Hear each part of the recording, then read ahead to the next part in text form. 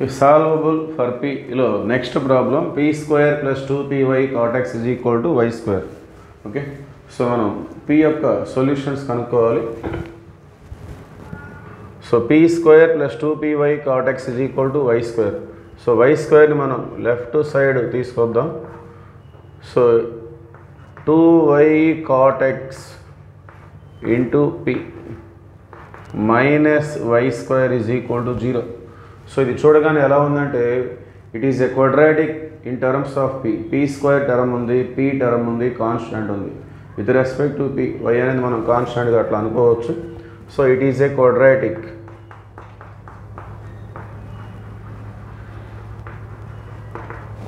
So P యొక్క roots కనుక్కోవడం కోసం మనం ఈ ఫార్ములా తీసుకుందాం. Minus B plus or minus root of B square minus 4ac by 2a.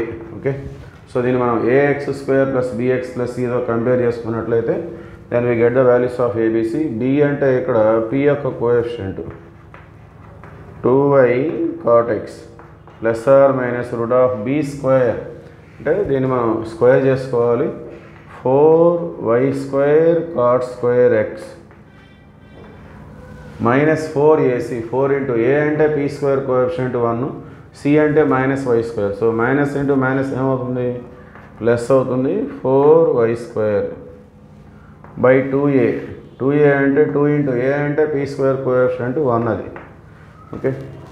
So this is equal to minus 2y cot x plus or minus ఇక్కడ మనం 4y square అనేది బయటకు వచ్చేస్తే ఏమవుతుంది, 4 become 2, y square become y.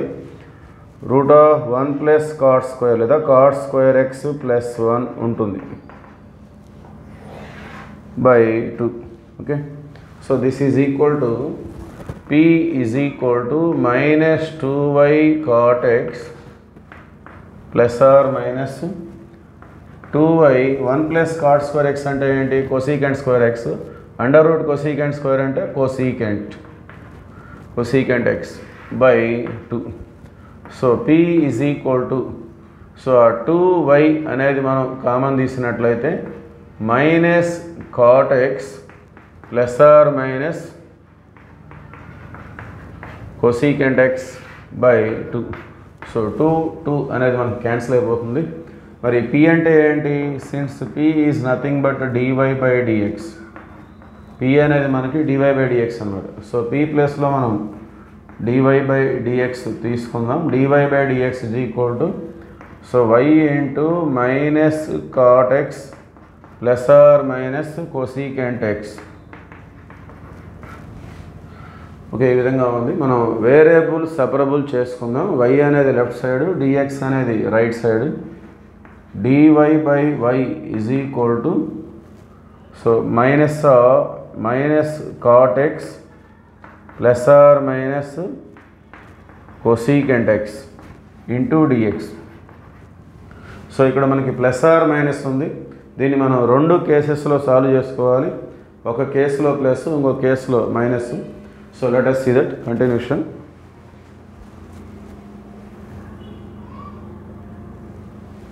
Okay, continuation.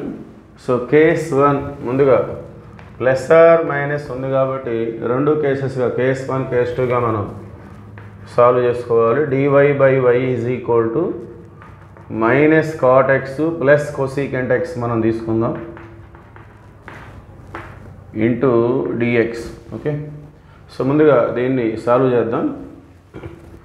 dy by y is equal to cosecant x minus cot x. అది cosecant అంటే 1 by sign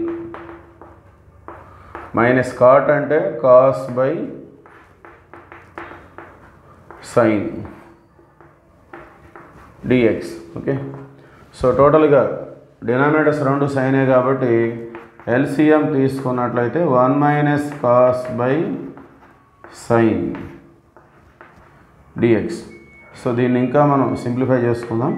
from multiple and submultiple trigonometry 1 minus cos x అంటే మనకు formula 2 sine square x by 2 by sine x అంటే 2 sine x by 2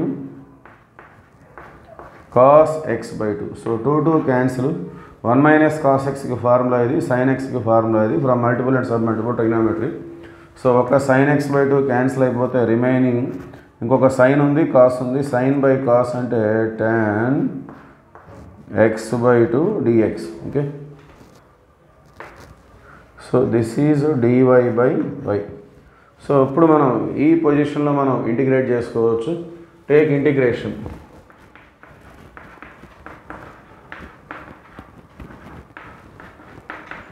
integral apply చేసుకున్నాం. Integral dy by y is equal to integral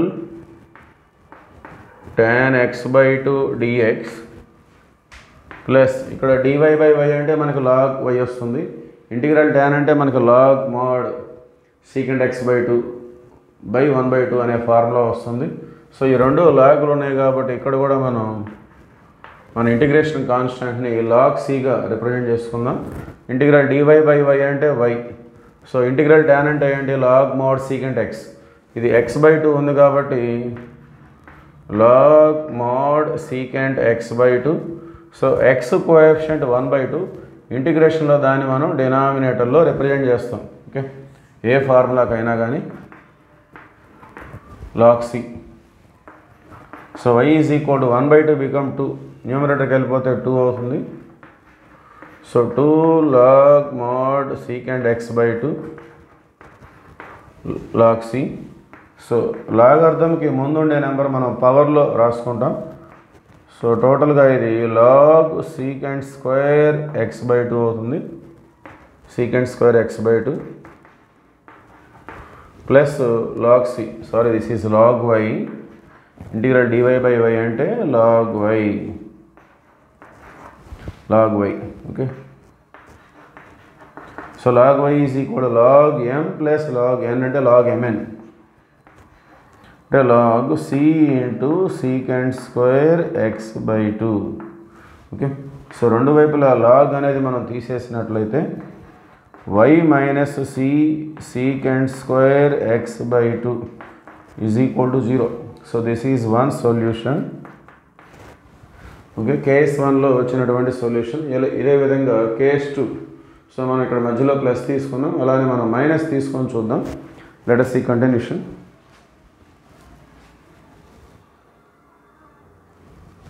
okay, continuation case 2 this time. So case 1లో మనం plus తీసుకున్నాం, ఇప్పుడు case 2లో మనం మైనస్ తీసుకుందాం. dy by y is equal to minus cot x minus cosecant x into dx. So minus అనేది common తీస్తే cot x plus cosecant x into dx minus. So cot x అంటే cos by sin.